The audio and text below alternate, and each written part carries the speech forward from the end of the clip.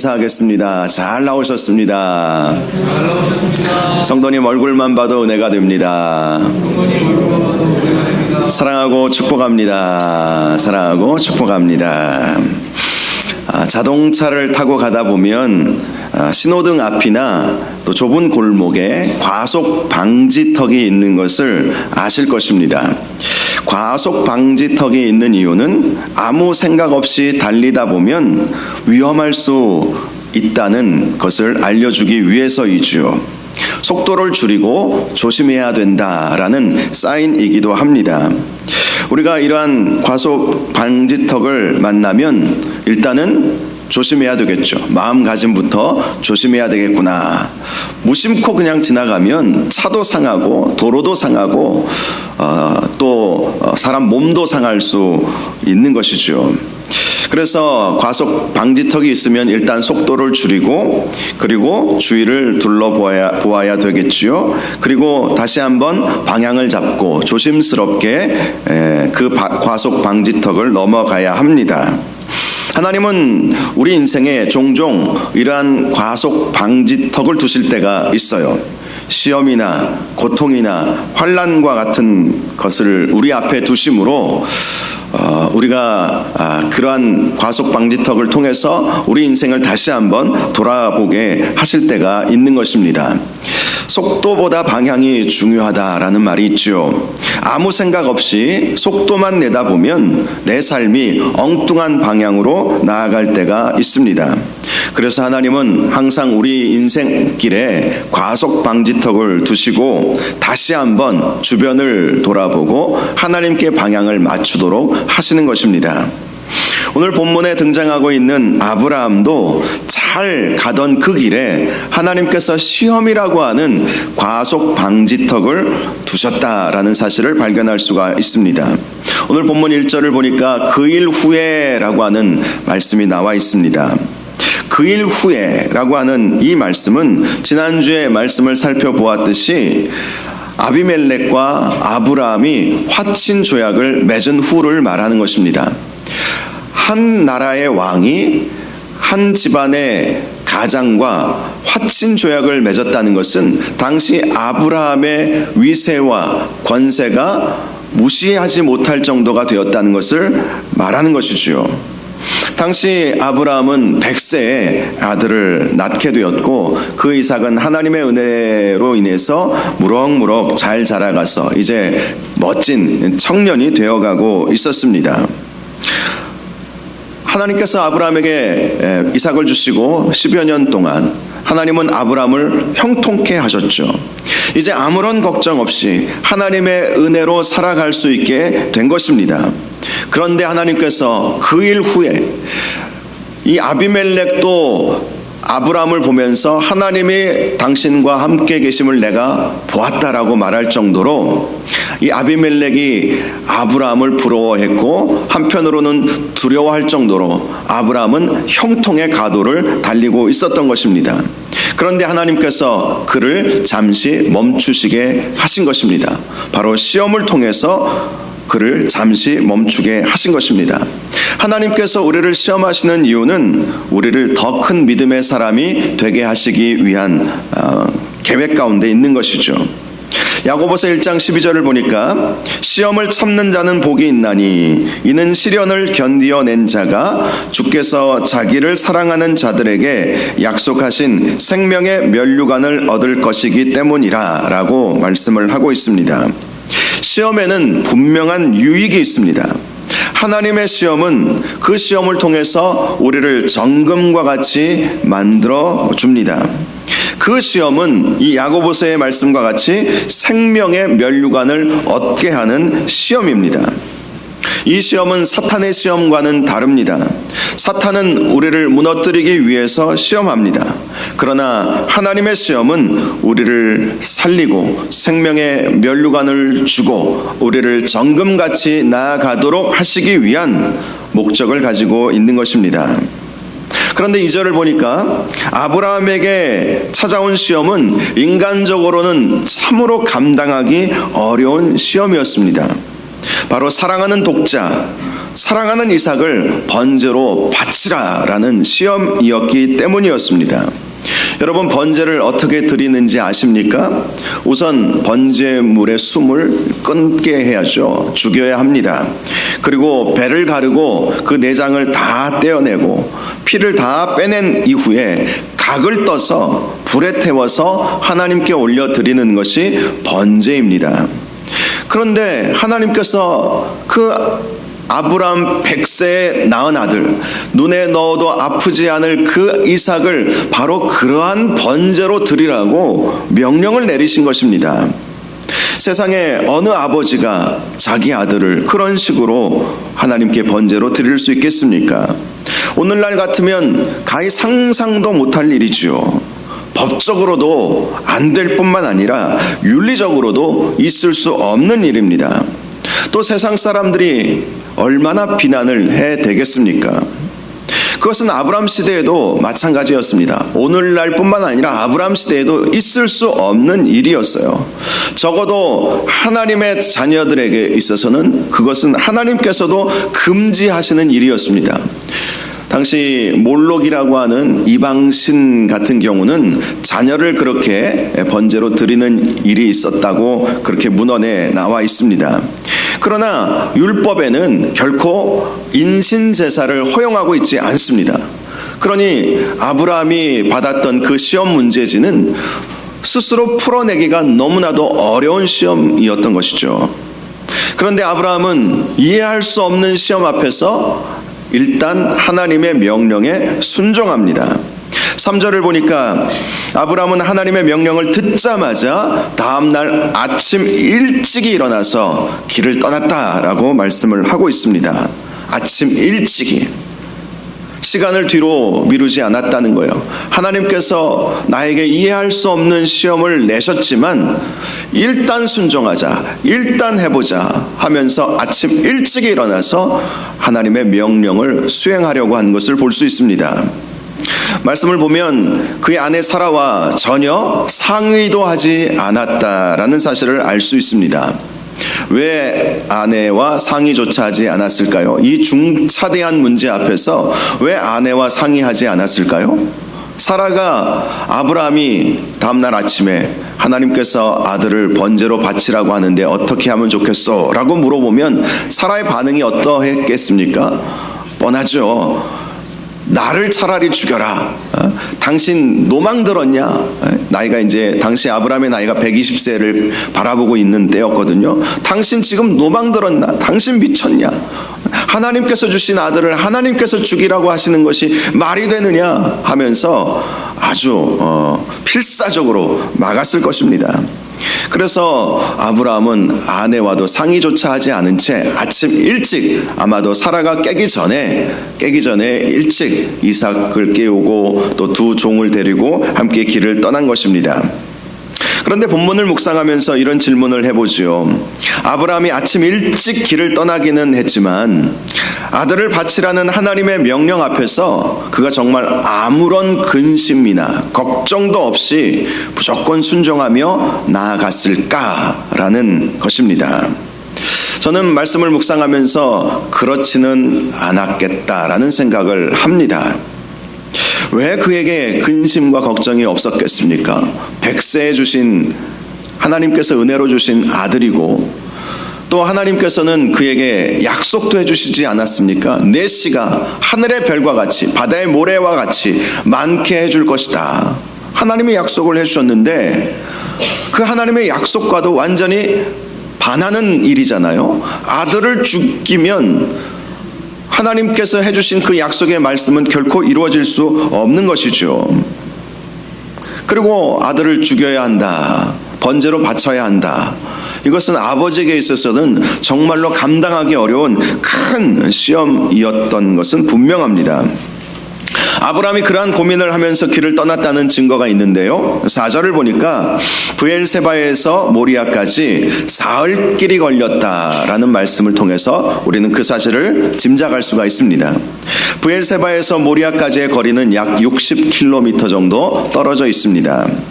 옛날 고대 문헌을 보면 유대인들, 고대인들이 여행할 때 보통 하루에 30km 정도 걸었다고 합니다. 그런 관점에서 보면 브엘세바에서 모리아까지 이틀이면 갈 수 있는 거리였습니다. 그런데 사흘길이 걸린 것이죠. 하루를 더 연장을 한 것입니다. 이것이 당시 아브라함의 마음이 어떠했는지를 보여주는 것이죠. 절대 순종의 마음으로 길을 떠나기는 했지만 그의 마음은 참으로 힘들고 어려웠을 것임을 보여주는 단서가 되는 것입니다. 할 수만 있다면 하루나 이틀이나 더 연장하고 싶은 그 마음 아니었겠습니까? 길을 가면서 아브라함은 끊임없이 질문을 했을 것입니다. 사흘 동안 아무 생각 없이 가지는 않았을 거예요. 하나님, 이것이 맞는 것입니까?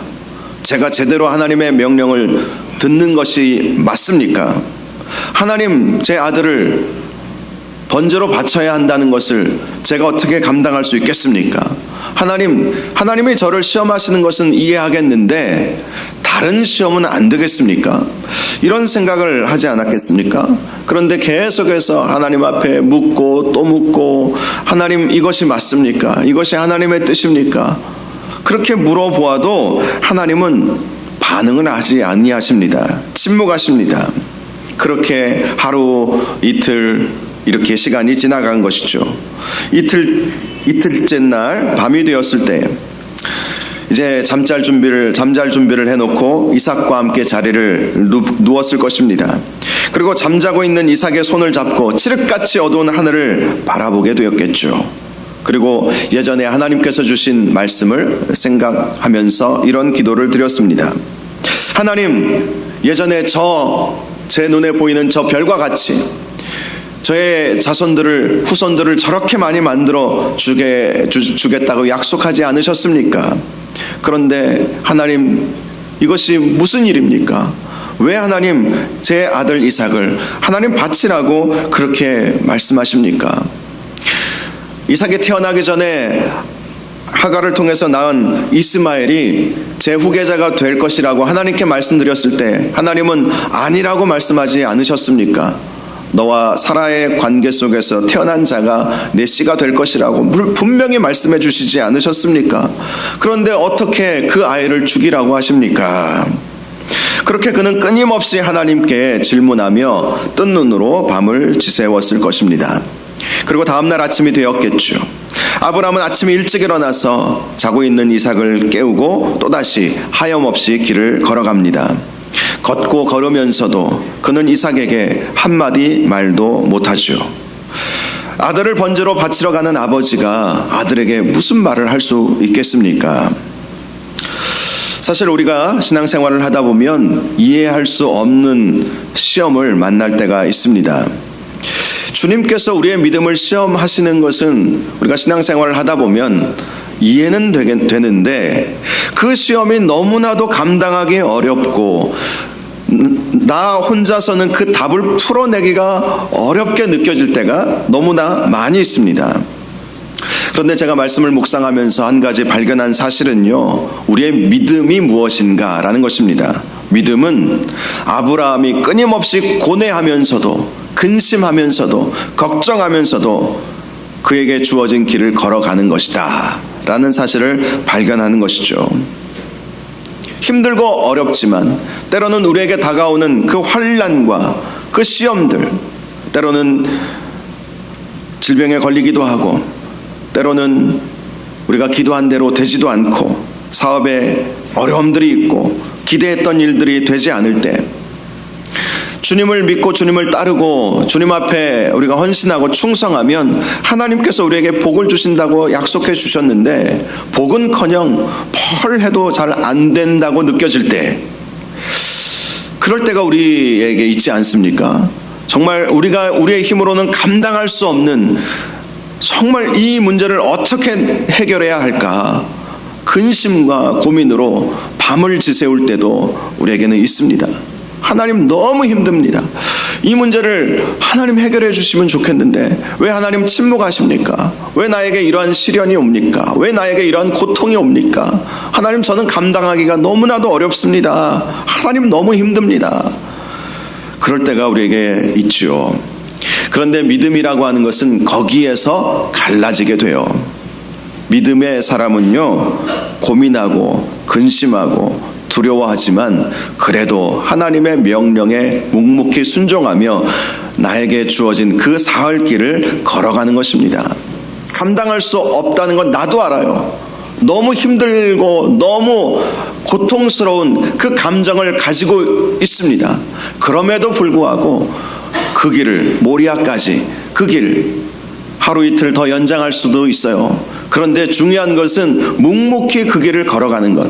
근심과 걱정하면서도, 두려워하면서도, 이해하지 못하는 그런 마음을 가지고 있으면서도 그래도 하나님께서 말씀하셨기에 하나님의 뜻이 있겠지, 하나님의 섭리하심이 있겠지, 역사를 주관하시는 하나님의 선하신 계획이 있겠지, 그렇게 생각하면서 그 길을 걸어가는 것, 그것이 믿음이라는 것이죠.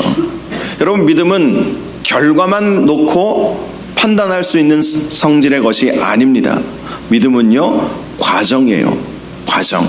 아브라함이 이해할 수 없는 마음으로 모리아까지 사흘 길을 걸어갔던 것처럼 우리가 때로는 이해할 수 없고 도무지 믿어지지 않고 도무지 왜 이러한 일들이 나에게 오는가 하나님을 때로는 원망하기도 하지만, 그러나 하나님께서 말씀하셨기에 그 길을 묵묵히 순종하면서 가는 것, 그것이 바로 믿음인 것이죠. 예수님은 친히 그러한 믿음의 본을 우리에게 보여주셨습니다. 예수님께서 십자가 지시기 전에 겟세마네 동산에서 이렇게 기도하셨습니다. 아버지, 할 수만 있다면 이 잔을 내게서 옮기시옵소서. 왜 예수님께서 이런 기도를 하나님께 드렸을까요? 그 십자가 지는 것이 너무나도 고통스럽고 때로는 이해도 되지 않고 때로는 너무나 힘들고, 그래서 하나님께 할 수만 있다면 이 잔을 옮겨주십시오 라고 밤새도록 땀방울이 핏방울이 될 정도로 그렇게 기도하신 것 아니겠습니까?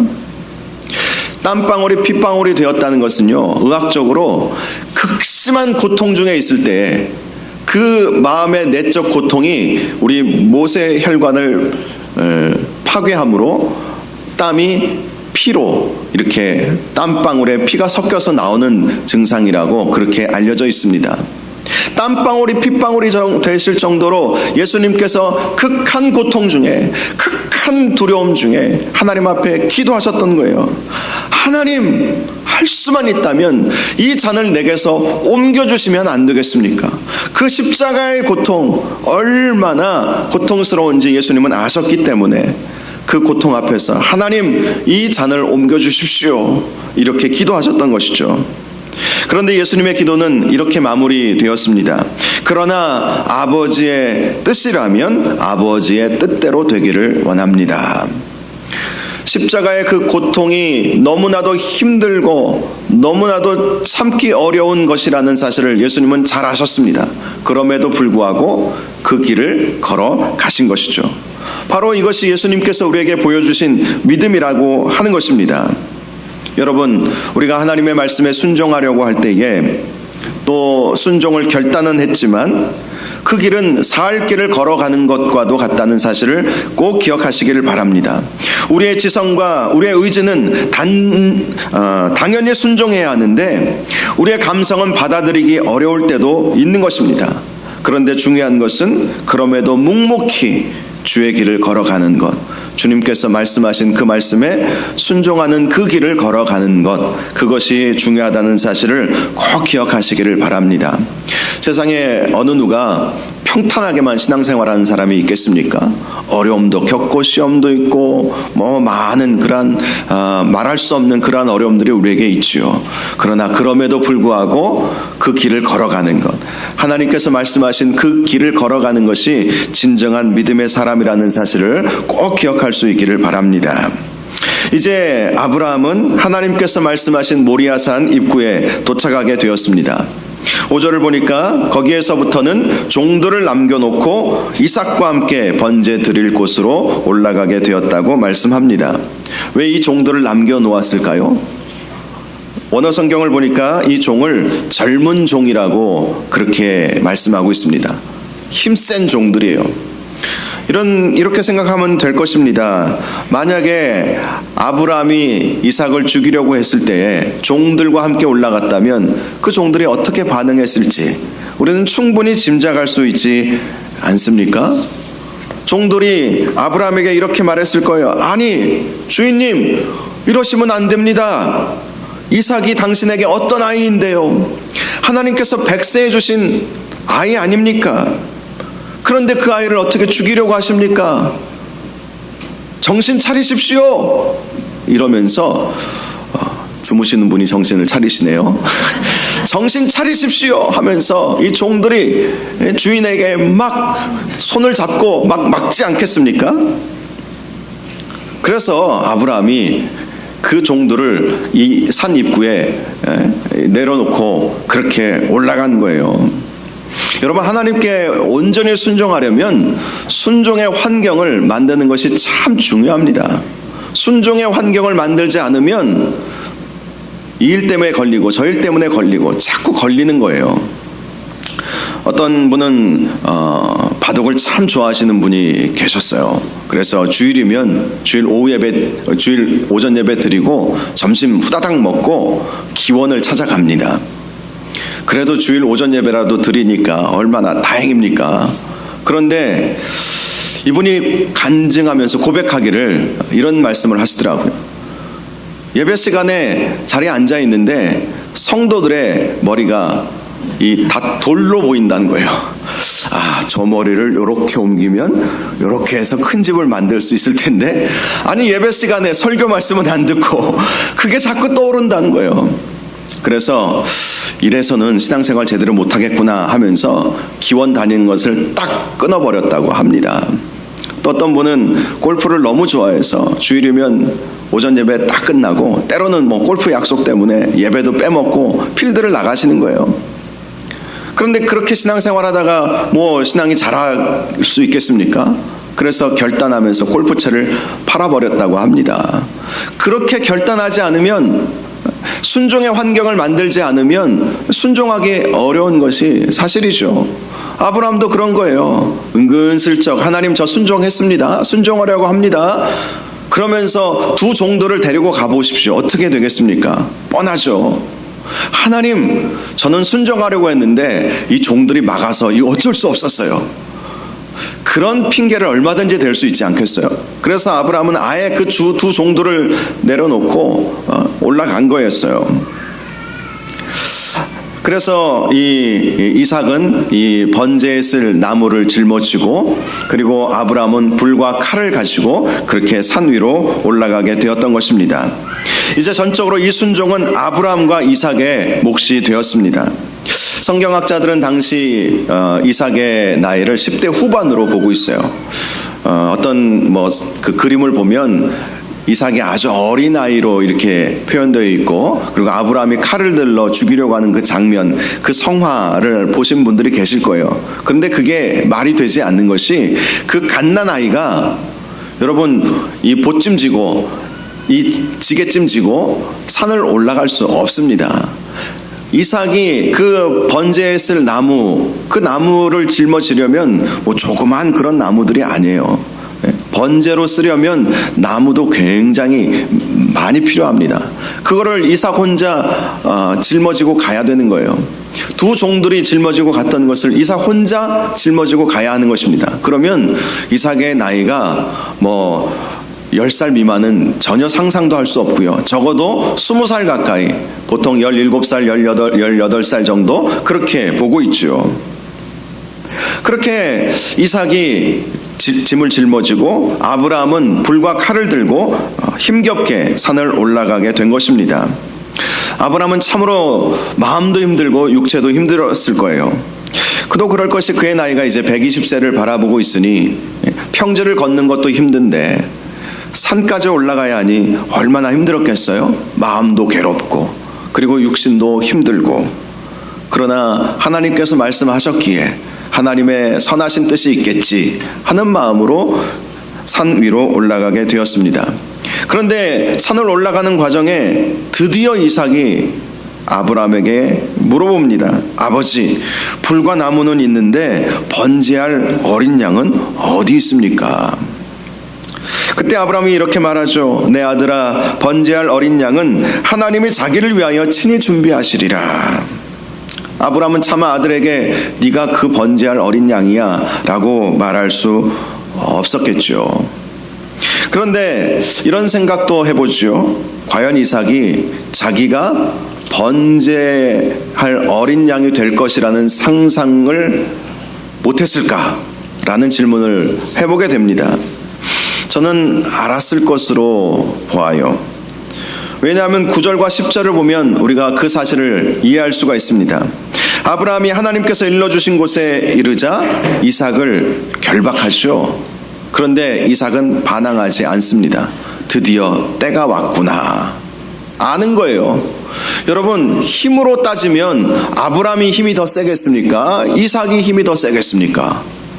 당연히 이삭이 훨씬 힘이 세죠. 이삭은 갓난 아이가 아니었다니까요. 10대 후반이라니까요.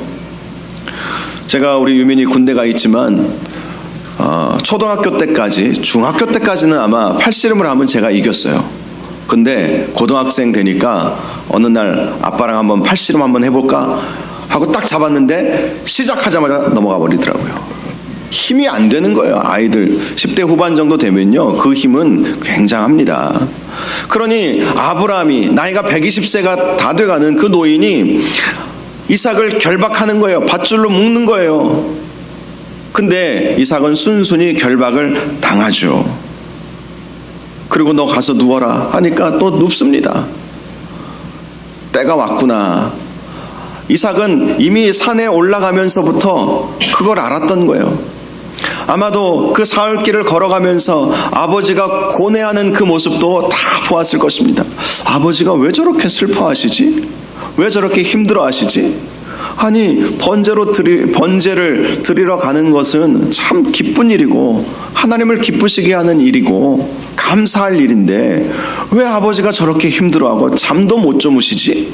아니, 10대 후반 정도 됐으면 그런 정도 인지 능력은 있지 않겠어요? 아버지가 왜 저렇게 힘들어 하시지? 그러면서 아버지가 하나님께 기도하는 그 기도도 아마 들었을지도 몰라요. 어찌 내 아들을 번제로 바치라 하십니까? 처음에는 이삭이 얼마나 충격을 받았겠습니까? 번제의 대상이 나인가 보다. 참 아브라함도 대단하지만 저는 이삭도 참 대단하다라는 생각을 합니다. 알면서도 순종하면서 아버지 따라서 산으로 올라간 거예요. 내가 번제할 어린 양이 될 것이라는 사실을 알면서도 이삭은 아버지를 믿고 그냥 따라간 거예요. 여러분, 아버지와 아들의 관계가 사실 이런 관계가 될 수 있다면 정말 행복한 부자 관계이지 않을까, 이런 생각을 하죠. 아들은 아버지를 믿은 거죠. 아들은 아버지를 믿은 거예요. 이삭이 아브라함을 믿은 거예요. 아버지가 나를 죽이려고 하는 것, 나를 번제로 하나님 앞에 드리려고 하는 것, 그것은 아버지가 미쳐서도 아니고 나를 미워해서도 아니고 하나님께서 말씀하셨기에 그 하나님을 믿는 그 믿음으로 이 이삭도 그 아브라함을 따라서 산으로 올라갔던 것입니다. 아버지와 아들의 관계, 서로 믿고 신뢰하는 관계였던 것이죠. 아버지가 자기를 죽이려 한다 할지라도 모든 것을 아버지께 맡겼던 것이죠. 아버지도 아들을 믿었겠죠. 그러니 그 다 큰 아들을 밧줄로 묶었을 때에, 죽이려고 밧줄로 묶었을 때에 내가 하는 이 행동, 사람들은 비난하고 이해할 수 없는 행동이라 할지라도 너는 끝까지 나를 믿어주겠지. 그런 마음, 이 아버지와 아들의 마음이 서로 대화는 하지 않았어도 서로 눈빛만 봐도 서로 이해하게 되었던 것입니다. 정말 아들 입장에서도 아버지 입장에서도 하나님께서 주신 그 시험은 감당하기 어렵고 이해하기 어려운 시험이었지만 아들이나 아버지나 다 순종하는 거예요. 서로를 믿은 것이죠. 서로를 신뢰하면서 그 번제의 제단으로 나아갔던 것입니다. 이런 아버지와 아들의 관계는 하나님과 예수님의 관계에서도 그대로 드러나죠. 예수님은 하나님을 믿었기에 골고다 언덕에 올라가 십자가에 달려 죽으셨습니다. 하나님도 예수님을 믿었기에 십자가의 그 치욕스러운 고통을 참아주리라 믿은 것이죠. 하나님도 예수님을 믿고 예수님도 하나님을 믿고 서로 신뢰하는 그 관계 속에서 십자가의 그 구속의 은혜가 우리에게 주어지게 되었던 것이죠. 아브라함도 이삭을 믿었고 이삭도 아브라함을 믿은 거예요. 아버지가 아들을 믿고 아들이 아버지를 믿고, 이 모든 관계는 우리의 관계 속에서도 나타나야 하는 관계입니다. 하나님과 우리의 관계 속에서도 전적으로 우리가 하나님을 믿는 것, 하나님이 우리에게 이해할 수 없는 시험을 하신다 할지라도 그 하나님 앞에 불평불만하지 않고 하나님의 원대하신 뜻과 섭리와 계획이 있음을 믿고 순종하는 것, 그것이 하나님께서 우리에게 원하시는 그 마음 아니겠습니까? 믿음이 성숙한 분들은 우리에게 오는 어떤 시험이 있어도 하나님을 전적으로 신뢰하죠. 이러한 시험을 통해서 하나님께서 나에게 더 큰 은혜를 주시겠구나. 비록 설령 죽는다 할지라도 그것이 하나님의 영광을 위한 일이라면 기꺼이 죽음을 택하겠습니다. 순교자들이 바로 그러한 모습으로 반응한 것 아니겠습니까? 순교자들이 자기 목숨 아까운 줄 왜 모르겠어요. 그러나 자기 목숨보다 더 중요한 것은 하나님의 뜻이기에, 하나님을 결코 버릴 수 없기에 죽음의 상황 속에서도 그 죽음을 두려워하지 않고 오히려 죽음을 택하는 그 길을 걸어가는 사람들이 순교자들이죠. 하나님을 전적으로 믿었기에 그러한 순교의 마음을 갖게 되었던 것입니다. 고린도전서 10장 33절을 보면 사람이 감당할 시험 밖에는 너희에게 당한 것이 없나니 라고 말씀을 합니다. 이 말씀을 보면 하나님은 우리에게 시험을 주실 때 우리가 감당할 수 있는 시험만 주신다는 거예요. 감당할 수 있는 시험만. 우리가 감당하지 못할 시험은 없습니다.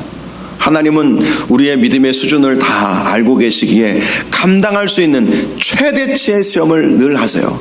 그런데 그 최대치의 시험을 넘어가면 그 다음부터는 정말 큰 믿음의 사람이 되는 것이죠. 그 시험을 넘지 못해서 계속 그 아래에만 우리가 머무르고 있다는 것을 항상 우리는 기억해야 합니다. 하나님은 우리의 믿음을 성장시키시고 우리가 더 큰 믿음의 사람이 되기를 원하십니다. 그것은 누구에게나 마찬가지예요. 그런데 하나님께서 그 믿음의 단계를 뛰어넘도록 우리를 시험하시는데 우리는 그 단계를 못 넘어가는 경우가 얼마나 많이 있는지 모르는 것입니다. 그래서 하나님께서 우리에게 어떤 시험을 주셨을 때에는 이 시험은 내가 감당 못할 시험이 아니다라는 사실을 항상 기억하시기 바랍니다. 이 시험은 하나님께서 힘주시고 은혜 주시면 얼마든지 감당할 수 있다. 순교도 마찬가지인 것 같아요. 제가 아는 선교사님이 중국에서 선교를 하시다가 대학생 사역을 하셨는데 어느 날 예배 드리는 가운데 공안이 이렇게 쳐들어온 거예요. 중국에서는 가정교회가 소수만 모이는 가정교회도 있지만 그래도 이렇게 건물 안에서 이렇게 어느 정도 묵인하에 예배드리는 그러한 가정교회도 있어요. 중국의 교회는 크게 두 가지로 나누는데요. 정부의 인정을 받은 3자교회 그리고 인정을 받지 못한 가정교회로 이렇게 두 개로 나누는데요. 이 선교사님이 대학생 선교 사역을 하면서 대학생들을 1명, 2명 모으다가 한 5, 60명 이상 이렇게 모으게 된 거예요.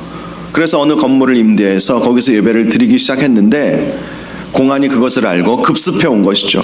그리고 예배 시간에 선교사님을 향해서, 그 선교사님은 국적이 중국 국적이에요. 조선족 출신이라 당신 여기서 예배 드리는 것은 불법이다 하면서 당장 이 모임을 해산하라, 그렇게 명령을 내린 거예요. 그런데 이 선교사님이 어디서 그런 용기가 났는지 지금 거룩한 하나님 앞에 예배드리고 있는 순간인데 당신 이 예배를 방해하지 마시오, 예배 끝날 때까지 기다리시오, 그렇게 선포했다는 거예요. 그랬더니 공안이 벙짜 하더니 알겠다고 그러더랍니다.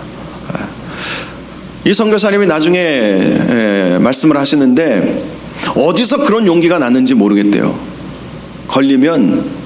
걸려서 이제 경찰서에 연행돼서 들어가면 이것은 감옥에 들어가는 것이 뻔하고 자칫 잘못하면 죽음도 각오해야 하는 일이었는데 어디서 그런 용기가 났는지 모르겠는데 예배 시간에 급습해서 예배를 방해하는 그 사람들을 보면서 아무리 그들이 공안이라 할지라도 거룩하신 하나님 앞에 예배하는데 당신이 그렇게 예배를 방해하는 것은 있을 수 없는 일이라고 하면서 예배 끝날 때까지 기다리시오.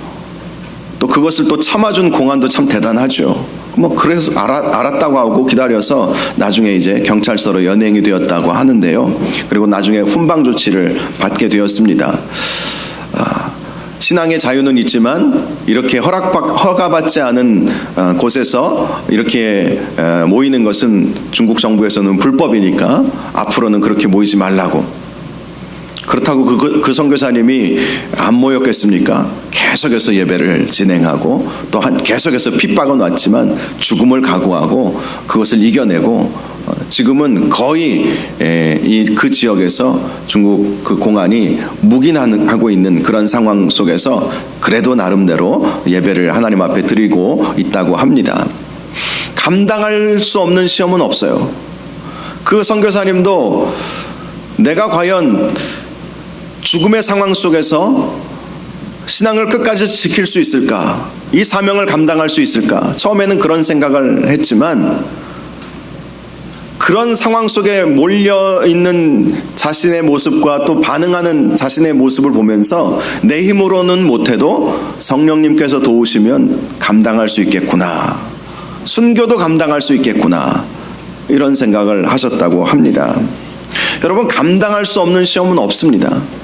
아브라함이 감당할 수 없는 것처럼 느껴졌지만 그래도 묵묵히 그 시험을 감당을 했던 거예요. 성경에는 말씀하고 있지 않지만 무엇인가의 이끌림을 받아서 모리아산까지 아들 이삭을 데리고 갔을 것입니다. 그 무엇인가가 무엇이겠습니까? 성령 하나님의 이끄심대로 순종하며 나아갔던 것이죠. 이제 이삭이 죽어야 할 시간이 되었죠. 아브라함이 칼을 꺼내 듭니다. 그리고 이삭에게 내리치려고 합니다. 그때 여호와의 사자가 다급하게 말합니다. 아브라함아, 아브라함아. 아브라함이 놀라서 말합니다. 네, 제가 여기 있나이다. 사자가 말합니다. 그 아이에게 내 손을 대지 말라. 그에게 아무 일도 하지 말라. 내가 내 아들 내 독자까지도 내게 아끼지 아니하였으니 내가 이제야 내가 하나님을 경외하는 줄 아노라. 이렇게 해서 이 하나님의 시험은 아주 성공적으로 아브라함은 그 시험을 감당하고 그 시험에 통과하게 되었던 것입니다. 왜 이러한 시험이 아브라함에게 있어서 중요한가? 그것은 하나님께서 이로부터 2000년 후에 아들 예수 그리스도를 십자가에 달려 죽게 하는 그 사건과 연관이 있기 때문입니다. 2000년 후에는요, 많은 학자들이 그렇게 보고 있어요. 당시 모리아산이 2000년 후에는 예루살렘이라는 이름으로 바뀌게 되었다는 것이죠. 그리고 아들 이삭을 번제로 죽이려고 했던 그 모리아산 꼭대기는 골고다 언덕이라는 이름으로 2000년 후에는 바뀌어 불리게 되었다는 것입니다. 그 골고다 언덕에 하나님의 아들 예수 그리스도께서 십자가에 달려 제물이 되어 주신 것이죠. 왜 하나님께서 아브라함에게 그 많고 많은 시험거리 중에 이 시험을 주셨을까? 그것은 우리가 충분히 짐작하죠. 내가 앞으로 내 아들을 번제로 죽여야 하는데 내 그 마음을 알아주기를 원하는 그 하나님 아버지의 마음이 거기에 담겨 있는 것입니다. 네가 네 아들 독자를 번제로 드려야 하는 그 가운데 있었던 그 갈등과 그 고민과 그 아픔, 나도 똑같다는 것을 아브라함에게 알려주고 싶으셨던 것이죠. 하나님의 그 아파하는 그 마음, 아들을 십자가에 달려 죽게 하실 때에 하나님이 기분이 좋으셨겠습니까? 얼마나 마음이 아프셨겠어요. 인간들의 죄를 위하여 내 아들, 사랑하는 독자를 십자가에 달려 죽게 해야만 하는 그 하나님의 그 아픈 마음, 그 마음을 아브라함도 그대로 느꼈던 것이죠. 그래서 하나님은 아브라함에게 너는 나의 벗이다 라고 그렇게 말해준 거예요. 이 친구 관계는요, 정말 친밀한 친구라면 그 마음을 알아주죠.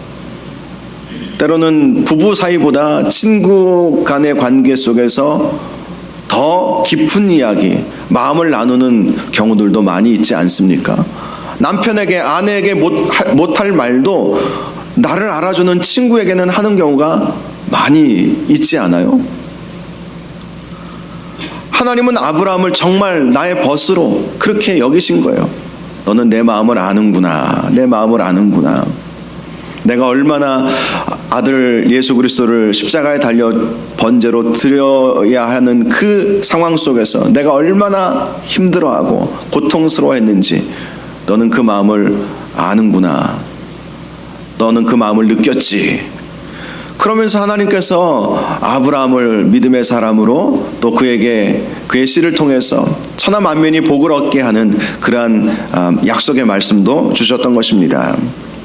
사랑하는 여러분, 우리도 하나님 아버지의 마음을 이해하실 수 있기를 바랍니다. 하나님께서 우리를 시험하실 때에는요, 하나님의 그 마음을 우리가 알기를 원하시기 때문에 시험하시는 거예요. 그리고 우리가 그 하나님의 마음을 이해하고 하나님의 마음을 알게 되면 우리가 더 하나님께 순종할 수 있고 하나님과 더 친밀한 관계를 이룰 수 있게 되는 것입니다. 그 신뢰의 관계가 형성이 되어야 하나님의 뜻도 이루어 드릴 수 있죠.